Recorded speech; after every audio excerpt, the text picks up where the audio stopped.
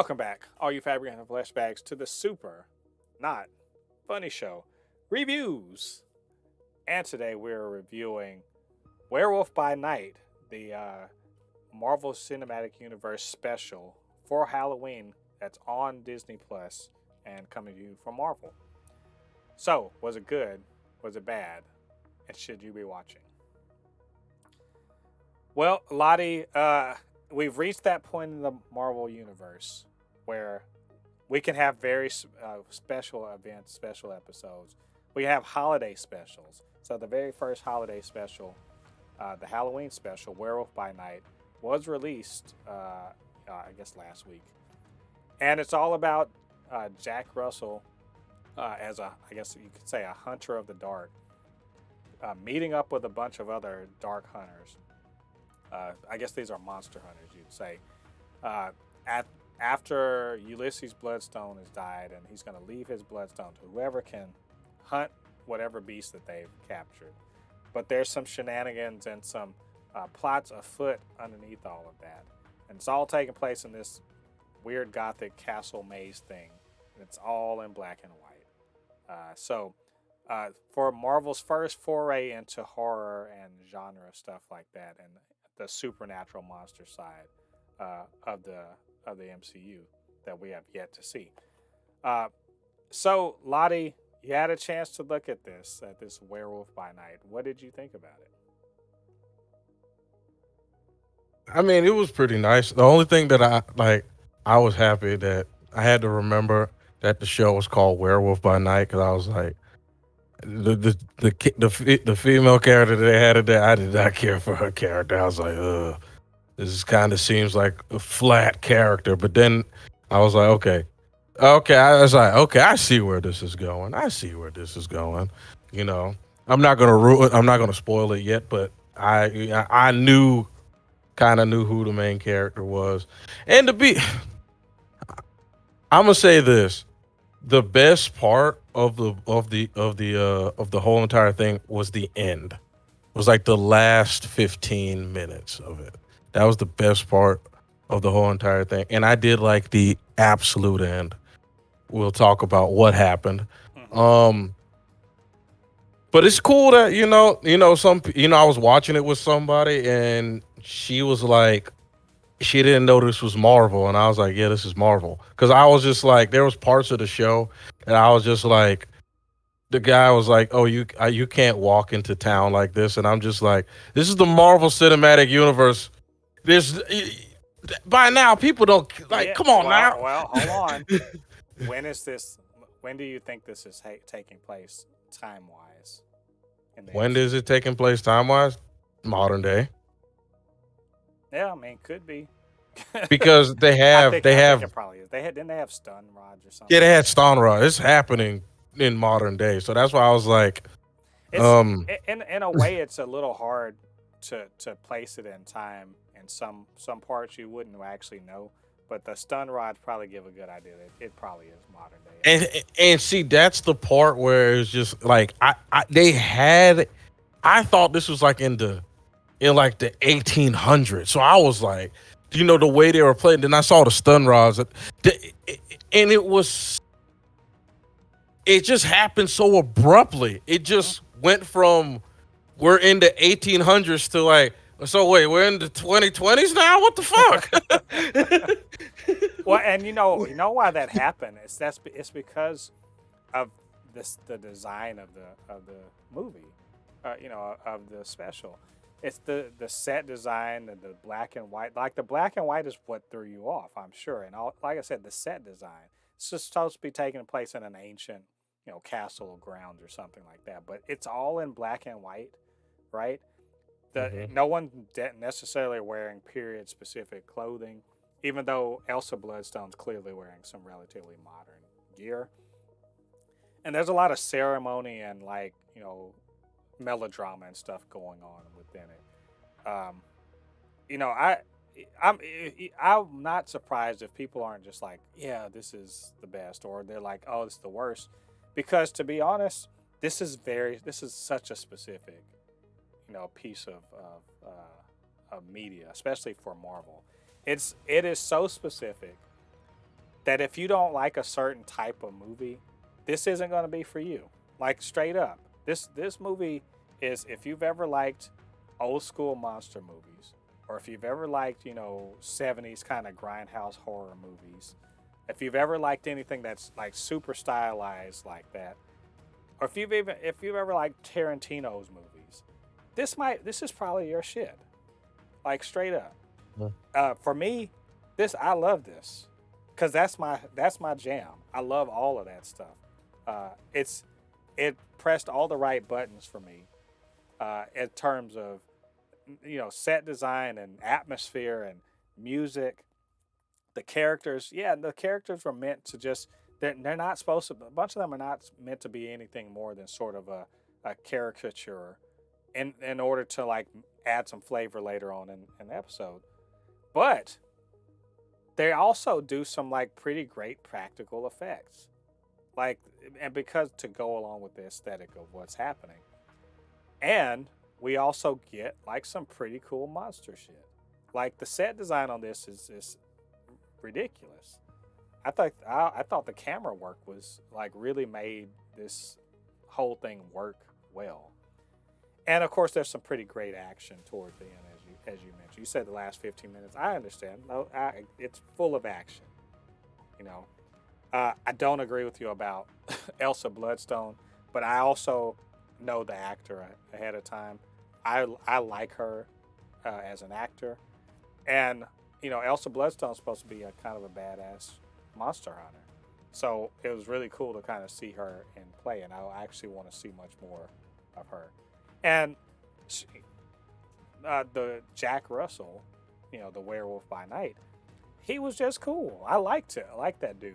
When he was just like, I don't really want to change because I'm going to hurt somebody, and then he does, and it's on.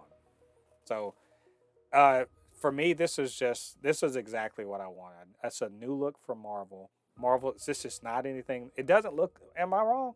Does it look like anything Marvel's done before, like at all? No.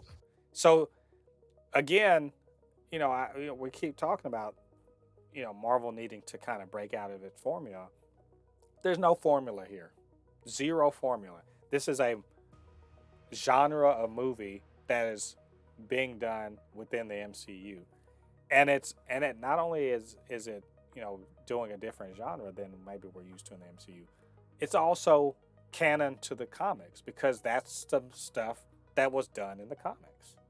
And so it's faithful to not only the type of movie, but also to the comics themselves. And it's introducing the supernatural side of the MCU. And so I can't be anything but happy about that. And it was just fun to watch. It's just all around. It's something I think I can go back and watch again, definitely. So anyway, that's not spoiler thoughts. Let's talk about the actual spoilery stuff that's going on. And by the way, spoilers on this ain't even that bad because it has nothing to do with anything else we've seen in the MCU. Like zero. This is the least connected MCU thing we've seen so far. What If was more connected than this show is to anything else in the MCU, right? Yeah. So, so that said, the spoilers. I mean, basically, we know, Jack Russell is going to be turned into a werewolf. He's going to go ham. What we didn't know was that. Oh, I guess we did. We knew from the trailer that Man-Thing was in it. We didn't realize that Jack was trying to save him, not to hunt him. That he wasn't being hunted until they realized he was a werewolf, and that basically, Man-Thing and Jack are like besties, and they're like, I loved seeing them just be besties, right? I thought that was fun. What say you, sir? Oh, I like the whole bit of him and Man-Thing definitely at the end. Yeah, it definitely. I like that at the end. So so here's the thing that I was just a little confused on. When it came to this thing. So these monster hunters, they hunt monsters, right? And the monsters they hunt have killed people, right? Presumably, I would say so. So the thing that I was just a little confused to like at the end. I was just like, okay, I understand how we don't know if Man Thing killed people. Oh, he definitely had. I can guarantee you he has. You see how easily he just burned them people out. No, he I meant like, well, he's definitely killed and people before. well, yeah, and it's like I was just like, God dang, boy, it didn't take them. I mean, I know she didn't like them, but damn, she just gonna kill her whole entire like family and legacy, you know? And then I was like, I feel so sorry for those guys with the stun rods, man. They, they didn't do it. They did not deserve that. They did. They literally did not. Like I Nah, honestly fuck them. during That's what that. I say. But what do they do? Uh, They're not even doing anything lethal. They're just there to seduce. I mean, seduce. I'm just nah, like, they were gonna damn. kill.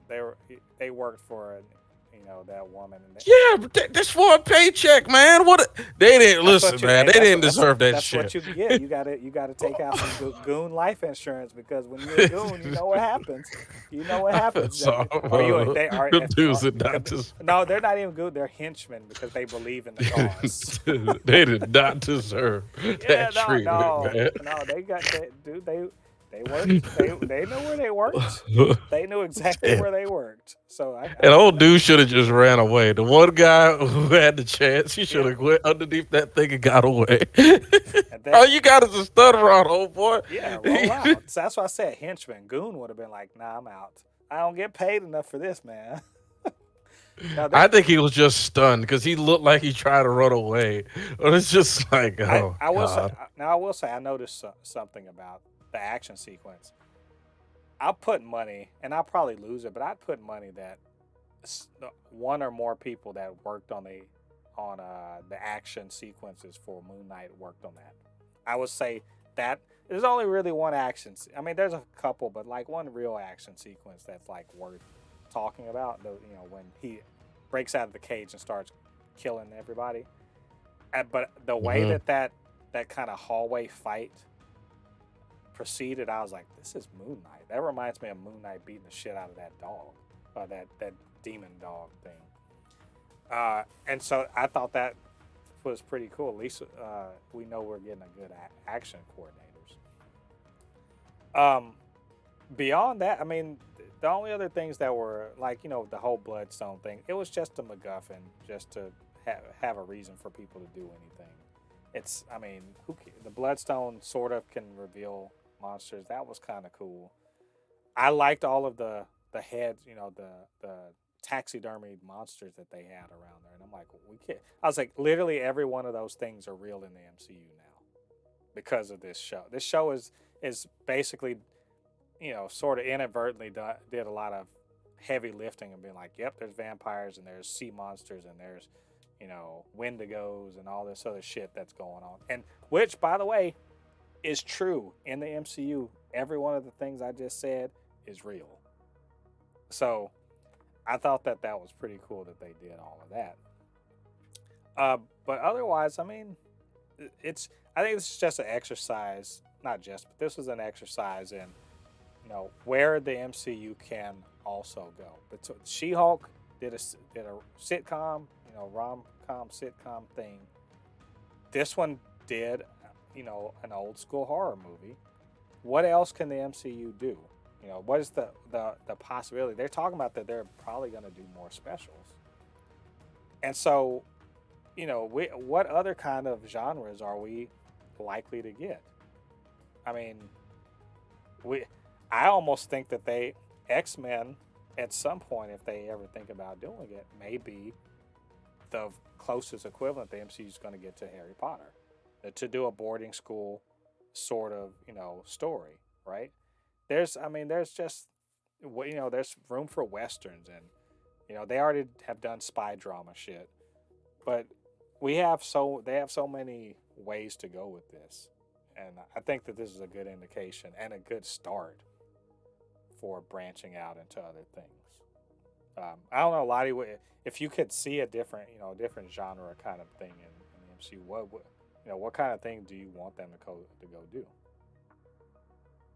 That have done horror and another rom-com. And Blade's coming for horror too, but yeah. Yeah. I would really love for them to do like the what is that thing? You know, the cop Oh, the buddy cop slash thing.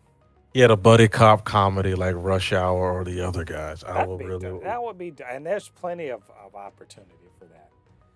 Plenty of opportunity for like a Lethal Weapon type situation. You know, I mean, they've already sort of done family drama, but not really. A little bit, but not really with Miss Marvel. Mm-hmm. So I mean, I would even love for them to, you know, there's a way into doing sort of blaxploitation if they do it with Luke Cage correctly. So I mean, I'm just glad that they're branching out because we're at that point in the MCU where they can do other things and it still be interesting. So, but anyway, I think overall this was a success. Glad that they did it. Werewolf by Night totally worth watching, I think. And I think I want to see more Jack Russell in the MCU. So we're gonna see. So anyway, guys, those are our thoughts on this this special. What did you guys think about it? What did you think about what we had to say? Get down to the comment section and leave us your thoughts. And of course, you can always hit us up, supernotfunnyshow@gmail.com or at supernotfunnys1 on Twitter. And get down there, hit that like button, help us out with the algorithms so more people see these videos, and hit that subscribe button and the notification bell. We'd really appreciate it. All right, all you Fabricans and Fleshbags, thanks for joining us. Come back to the channel. We have plenty more reviews and a podcast to come. Till then, I've been Mo Coupe, your resident fabricant and comic extraordinaire on all things pop culture, joined by the anime expert, video game designer, and lover of all things superhero, my good friend LADI. And we'll see you guys on the other side of the thread. Peace. Peace.